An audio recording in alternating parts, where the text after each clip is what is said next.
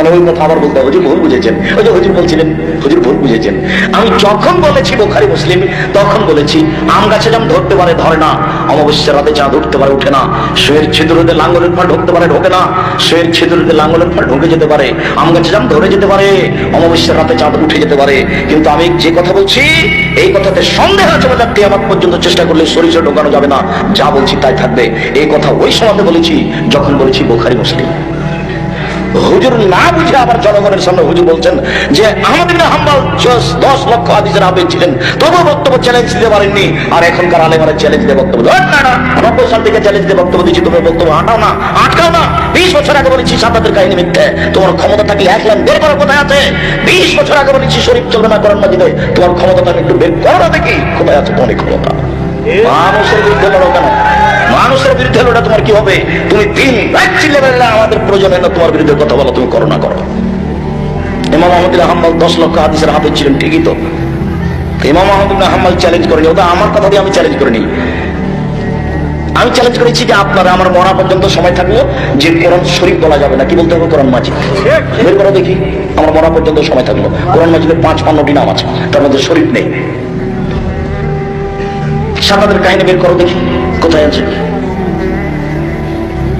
সম্মানিত দিনী ভাই বোন, ওই সময় আমি বলেছি আম গাছে জাম ধরে না, ধরে যেতে পারে, তবু এই কথার পরিবর্তন হবে না।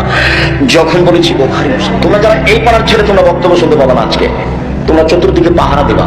আমি তোমাদের একটা জিনিস বুঝতে পারি না, যে ওইসব এলাকা নোয়াখালী, কুমিল্লা, ওই লক্ষ্মীপুর, চাঁদপুর, ওইসব এলাকা হানাফি মানুষ প্রোগ্রামে গেলে এমন প্রস্তুতি নিয়ে প্রোগ্রাম করে যে পিপিলিকা গেলে পারো বুঝতে পারবে যে চলে গেল।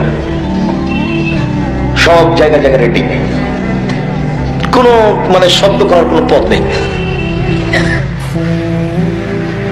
গাড়ি থেকে নামলে মসজিদ পর্যন্ত, কালকেরই ঘটনা বলছি, কালকে শুক্রবার তাই না, গাড়ি থেকে নেমে মসজিদ পর্যন্ত পাহারা মনে হচ্ছে যে না জানি এই মানুষ কি। আর একটু সমস্যা দেখলে আরো সতর্ক। আর তোমরা ছেলেরা এখানে আমরা এসেছি, এতগুলো লোক এসেছে, তো তোমরা কি করো? মানুষ কথা বলে কেন? তোমরা ছাই করো, তোমরা কেন আজকে বক্তব্য শুনছো?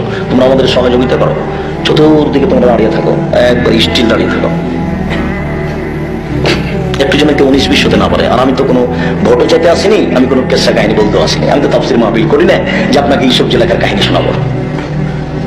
আমি তাফসির মাহফিল করলে আমি এইসব জেলাকার কাহিনী বলতাম আর আপনি বসে বসে বাদাম খেতেন, দুটোই চলতো। আল্লাহর কসম, আল্লাহে আল্লাহর কসম, আল্লাহে আল্লাহর কসম, 90 সালে সর্বপ্রথম বক্তব্য দিব বলে বগুড়ার মাটিতে এসেছি। 90 সাল থেকে এখন পর্যন্ত কোনোদিন অপ্রয়োজনীয় বাক্য বলিনি। 90 সাল থেকে এখন পর্যন্ত কোনোদিন কেসা কাহিনী বলিনি। যেই ছেলেটা আমার আগে কথা বলছিল সেই ছেলেটার একটা কথা চট করে আমার মনে পড়লো, ভুলে গেছিলাম। এই এলাকার বা কোনো এক এলাকার ছেলে গাবতলীর কোনো এক জায়গাতে অথবা কোনো একটা জায়গাতে মসজিদে বক্তব্যের পরে বলেছে যে আপনার এক সাহেব শ্মশান, এটা কি শ্মশান কান্দি, শ্মশান কান্দিতে 30,000 টাকা নিয়েছে অগ্রিম, আর বিদায়ের সওয়াতে 20,000 টাকা নেবে। দেখেন তো এরকম মানুষের বক্তব্য শোনা যায়? ও এইভাবে জনগণের সামনে বলেছে। তো আরেকজন কথা ধরে নিয়েছে যে চ্যালেঞ্জ করলাম আব্দুল রাজিজ সাহেবকে, আপনার চেয়ে আমি বেশি চিনি, আব্দুল রাজিজ সাহেবের কথা বলবেন। তখন ও ঠেকেছে, কিন্তু ওর মুখের কথা এটা, এবং কথাটাও 2-1 সামনে নয়, কয়েকজনের সামনে বলেছে।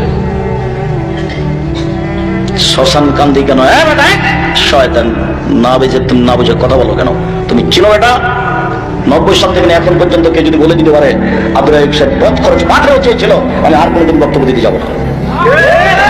90 সাল থেকে যে আব্দুল রবির সব সাথে আছে, 90 সালে যেদিন থেকে দিয়েছে বগুড়ার মাটিতে পা দিয়েছি, কেউ যদি বলে দিতে পারে যে আব্দুল রাজিজ সাহেব পথ খরচ চেয়েছিল, পাঠেও আব্দুল রাজিজ সাহেব বলেছিল যে আমার নামটা একটু লিখেন, ডবল দাওরা ফারেক, ডবল কামাল, ফার্স্ট ক্লাস অমুক। আমি কোনোদিন কাউকে বলেছি এই কথা প্রমাণ এলে বক্তব্য দেবো না।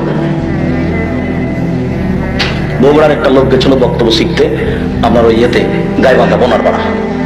তখন ও বলেছে যে বক্তব্য শিখতে হলে একটা দামি এক জোড়া জুতা লাগবে, দামি পোশাক লাগবে, দামি একটা চশমা লাগবে, অনেক কিছু বলেছে, একটা প্যাড লাগবে, প্যাডে মানে এই খায় না, এত টাকা মাথায়, এত টাকা বিদায়, এগুলো লাগবে।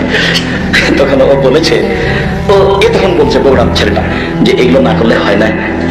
তখন গাইবান্ধা বোনারপাড়ার ওই লোকটা বলছে যে তুমি কি আব্দুল রাজ্জাক যে পলিথিন ব্যাগ হলেই চলে? অনেকদিন আগের কথা, না, ও কথাটা ঠিক বলেছে। তুমি কি আব্দুর রাজ্জাক যে পলিথিন ব্যাগ হলেই চলে? আব্দুর রাজ্জাক সাহেবের পলিথিন ব্যাগ হলে চলে, কিন্তু তোমার তো এটা চলবে না। তোমাকে একটা ঢং মং লাগবে, মানে তোমাকে কে ডাকবে, কে তোমার বক্তব্য শুনবে কে?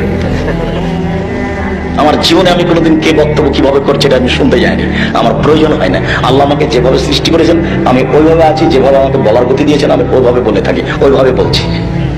কোনোদিন কোনো বাক্য কারো ধার করিনি, কারো কোনোদিন বাক্য হিসাব করতে যায়নি, কোনোদিন কোনো মানুষকে পথ খরচের কথা বলিনি, কোনোদিন মানুষকে বলিনি যে এটা লাগবে ওইটা লাগবে খাওয়ার এটা লাগবে, কোনোদিন মুখ দিয়ে উল্লেখ করিনি তুমি কোন সাহসে বলো এই কথা যে আগে দিয়েছে 30,000 পরে নেবে 20,000। মাঝে মধ্যে বলছে এই কথা, আল্লাহর কসম 90 সাল থেকে এখন পর্যন্ত আমি কোনোদিন কেসা কাহিনী বলিনি। আমি কোনোদিন কোনো মানুষের বদনাম, কোনো মাঝাবের কোনো দলের বদনাম করিনি। এমনিতেই সারা দেশে যখন যে জেলাতে যাই সেই জেলার লোক একটা আতঙ্কের মধ্যে থাকে, না জানি কি বলেন। কাল লক্ষ্মীপুরে ছিলাম, সারা লক্ষ্মীপুর কুমিল্লা একবার তোলপাড়, না জানি কি হয়। থানা ওসি দারোগা ডিসি সব একবার ব্যস্ত, না জানি কি বলে। অথচ একটা বক্তব্য টান দেন 250, 300, 400 বক্তব্য আছে, কোনো জায়গাতে পাবেন না, কোনো জায়গায় পাবেন না। সব জায়গাতে পাবেন বিষয়ভিত্তিক আলোচনা, যেটা শুরু করেছি সেটা দিয়ে শেষ করবো। আমার কাছে অত বিদ্যা নেই যে কাছাকাছি এসে একবার যে বলবো আসসালামু আলাইকুম, শেষ হয়ে গেলে আর বলতে পারিনি।